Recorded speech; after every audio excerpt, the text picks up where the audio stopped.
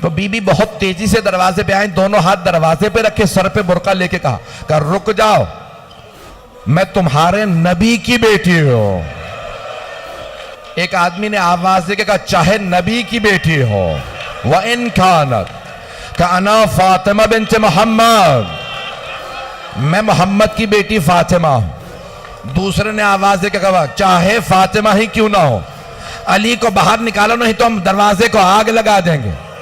جناب سیدہ نے کہا آگ مت لگانا، یہ کون سا دروازہ ہے جہاں آیت تطہیر آئی ہے، جہاں رسول خدا کھڑے ہو کے کہتے تھے السلام علیکم یا اہل بیت النبوہ، اے اہل بیت نبوت آپ کی عظمتوں کو سلام ہو۔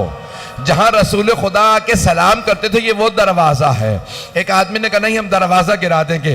جناب سیدہ نے دروازے پہ دونوں ہاتھ رکھے، ایک ملعون نے پھر بھی دروازے کو آگ لگا دے، اور کسی آواز دی اپنے غلام قنفذ سے کہا قنفذ آگ لگا دے، بس آگ لگانی تھی، اس نے خود ایک مرتبہ دروازے پہ لات ماری، بس لات مارنی تھی، دروازہ جل رہا تھا، دروازہ گر گیا، بس دروازے کا گرنا تھا، بی بی نے ہاتھ رکھے، جلتے ہوئے دروازے اور دیوار کے بیچ سیدہ تھیں۔ بی بی جیسے ہی زمین پہ آئی آواز دی فضہ الیکی، فضہ میری مدد کو آ، میرا محسن شہید ہو گیا۔ ایک مرتبہ جناب امیر ایک حجرے سے باہر آئے، جناب امیر نے ایک کے گریبان میں ہاتھ ڈالا، اسے اٹھا کے زمین پہ پھینکا، سینے پہ پاؤں رکھ کے کہا اگر مجھے پیغمبر کی اجازت ہوتی میں ابھی تیرا قتل کر دیتا۔ اس نے آواز دے کے کہا میں نے کہا تھا نا علی نے وعدہ کیا تلوار نہیں اٹھائیں گے، علی کے گلے میں رسی ڈالو۔ ایک ملعون نے جسے سیف اللہ کہتے ہیں علی کے گلے میں رسی ڈالی، میرے ادھر دیکھیے گا، جیسے ہی رسی ڈالی جناب سیدہ نے علی کی عبا میں ہاتھ ڈالا، کہا میں لے جانے نہیں دوں گی میرے سرتار۔ دوسرے ملعون نے ہاتھ میں درہ تھا، جب درہ مارا بی بی کے بازو پہ لگا، ہاتھ سے عبا کا دامن چھوٹ گیا۔ ایک ہمارے عالم نے یہاں تک لکھا کہ ایک ملعون کے ہاتھ میں تلوار تھی، اس نے تلوار کا دستہ ہاتھ پہ مارا، بی بی کے ہاتھ سے عبا چھوٹ گئی۔ جناب سیدہ نے آواز دے کے کہا فضہ میرے بابا کا امامہ لے کے آ۔ بی بی نے امامہ کھول کے سر پہ رکھا، کہا فضہ میرے بابا کا عصا لے کے آ۔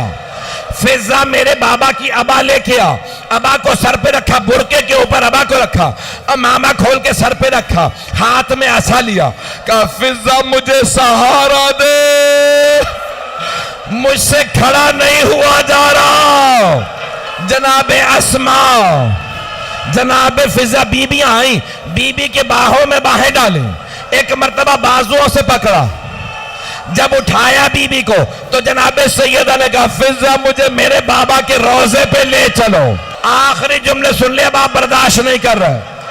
بی بی روضے پہ آئی، آنے کے بعد بیٹھی، قبر کے سرہانے بیٹھی، کہا بابا آپ کے بعد علی کے حق کو چھینا گیا، میں خاموش رہی۔ بابا میرے چھوٹے چھوٹے بچے یتیموں کی طرح رہتے ہیں، حسنین فاقوں سے ہیں، میں نے بڑا صبر کیا۔